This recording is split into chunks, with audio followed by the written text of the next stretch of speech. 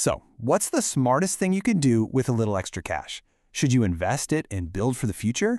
Or should you attack your debt and get that amazing peace of mind? It's a huge question, a real classic financial dilemma, and today we're going to break it all down. Just imagine it for a second. You get a raise, your side hustle takes off, or maybe you just get really good at budgeting, and suddenly you've got an extra $500 coming in every single month. It feels great, right? But it also brings up a pretty big decision. And this isn't just some hypothetical. It's a real choice that tons of us face, and the path you pick can totally reshape your financial future. So you're kind of at a fork in the road here. On one side, you have the goal of building wealth. On the other, the goal of destroying debt. Both are super powerful ideas. Let's start by walking down the first path, investing. Okay, first up, Path A. We're taking that $500 a month and we're putting it to work. We're going to see what would happen if you just consistently invested that money into a simple S&P 500 index fund, which basically just mirrors the whole stock market. Now, let's be real. Investing means you've got to buckle up for some volatility. I mean, look at 2008. Your investment would have dropped by a jaw-dropping 37%. But then, the very next year, it rockets up by over 26%. Fast forward to 2022, and bam, another 18% drop. This is not a smooth, gentle ride. It is a roller coaster, for sure. So how do you even deal with a ride that wild? Well, a really common strategy is something called dollar cost averaging.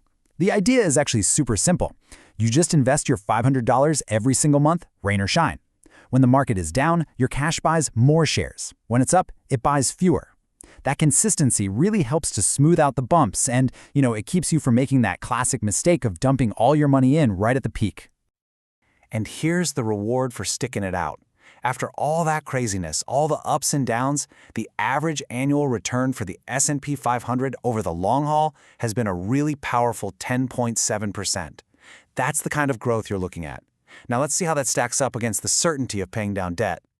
Okay, let's switch gears and head over to Path B. Instead of braving the ups and downs of the stock market, you decide to take that $500 and aim it like a laser beam at your biggest debt, your mortgage.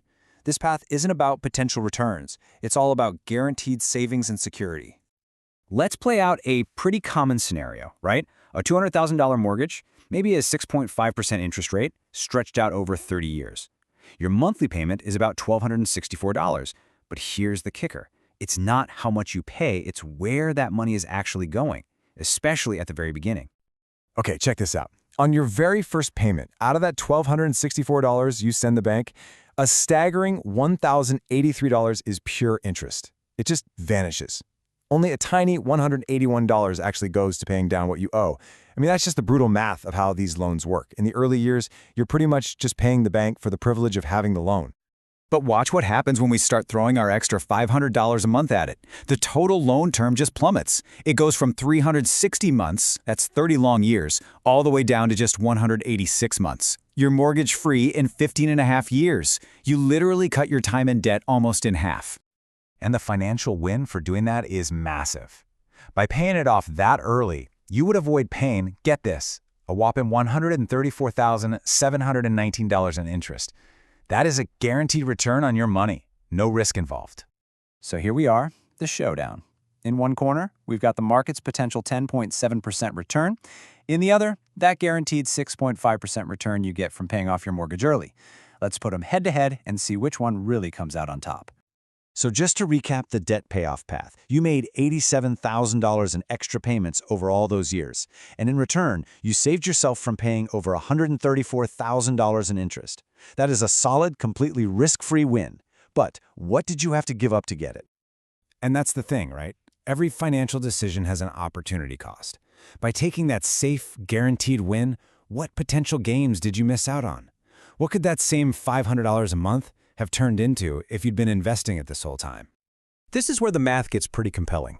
That same $500 a month, invested over those 15 and a half years, at that historical average of 10.7%, it would have grown to roughly $222,000. Now, if you subtract your contributions, that's a potential gain of over $129,000.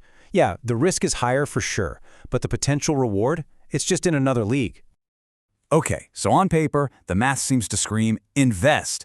But we all know money isn't just about numbers on a spreadsheet. It's about peace of mind, it's about sleeping at night.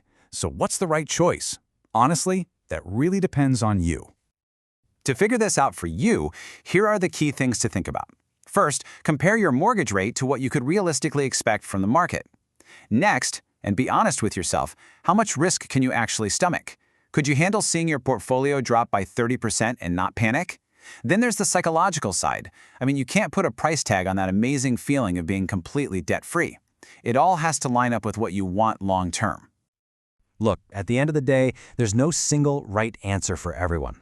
The numbers might lean one way, but your gut might lean another. The absolute best, most successful financial plan is always the one you can actually commit to for the long haul. So the real question is, which one of these paths feels right for you?